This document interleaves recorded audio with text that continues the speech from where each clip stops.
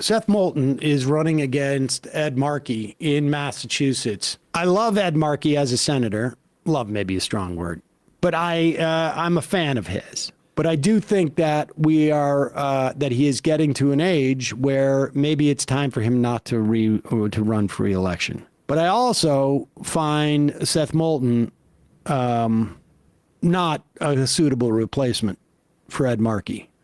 So I hope that we see somebody else jump into this race. Yeah, would be a major downgrade. Major downgrade.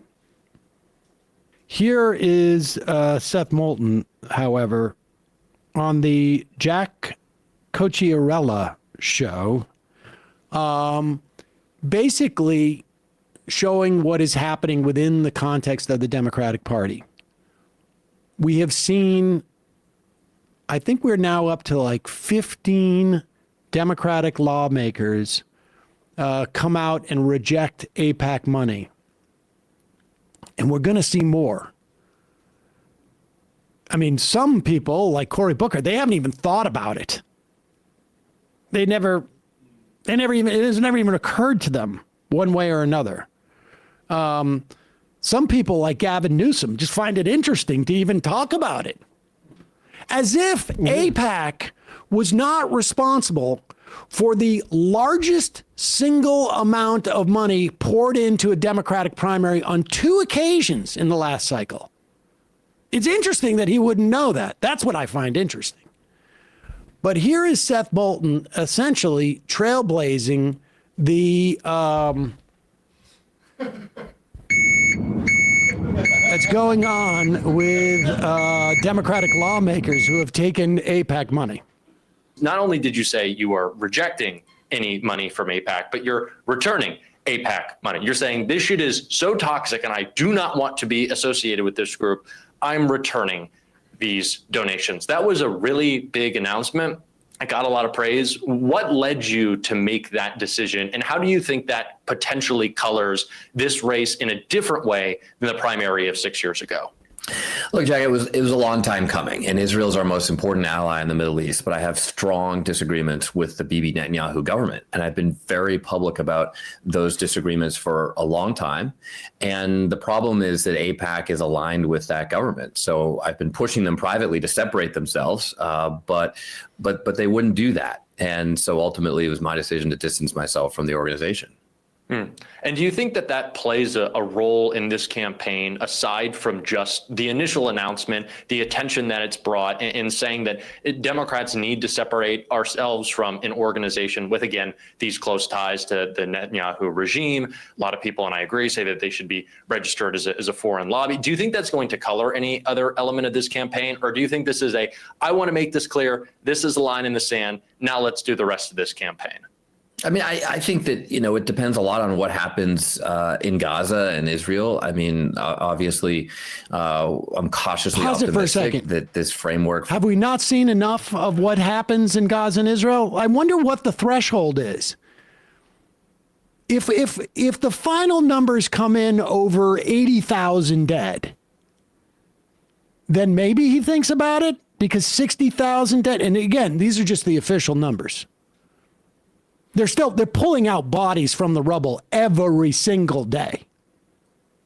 In addition to the fact that Israel killed 100 people last night.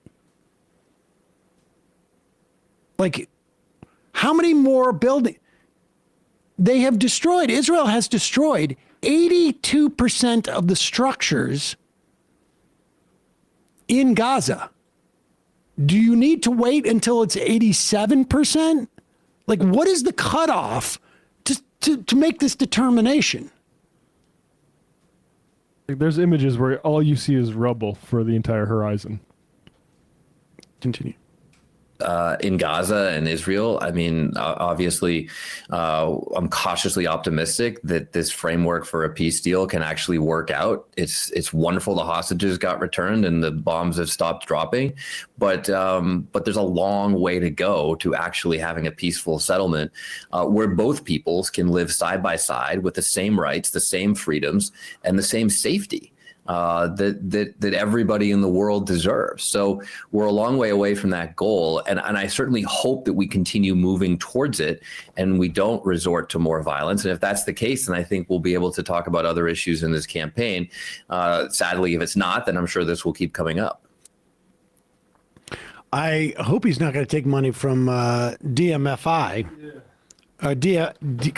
DMIF.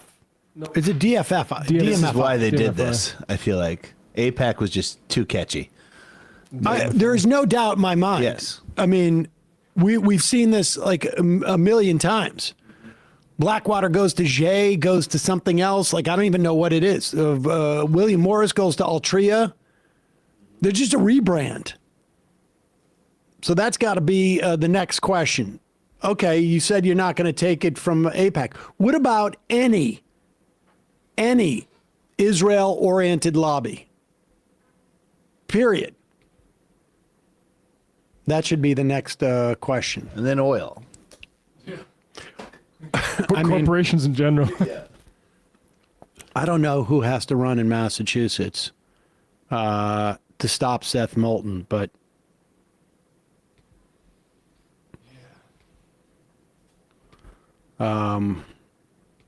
we just got that guest there for DM. I just DM'd it to you.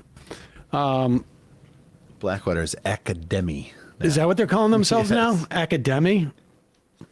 Nice. For weeks, all we've heard is how Trump's big, beautiful bill will cut Medicaid. But almost no one's reporting on a buried provision that would make Trump untouchable. Go to ground.news/majority to see how this bill would block judges from enforcing court orders unless you, the citizen, post a bond first. Highly credible sources warn most people can't actually afford to do this, and that's pretty obvious. So if this bill passes and Trump violates the law, it wouldn't even matter, and nobody even knows, which means the GOP's flood the zone strategy is working. And it's why I think Ground News is the best tool to expose these blind spots before it's too late.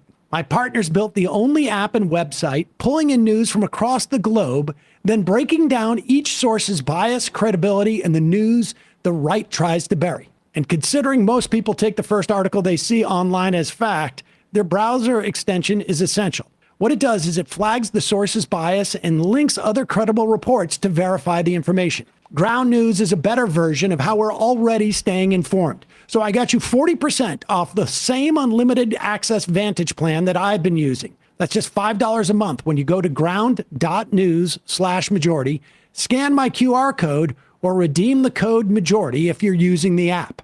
With at least another 4 years of this, they're counting on you to be distracted. This app is how you stay focused. Hey folks, don't forget to hit the subscribe button and check out our daily show. We do it every day at 12 p.m. Eastern for about 2.5 hours. We even take phone calls. You should check that out.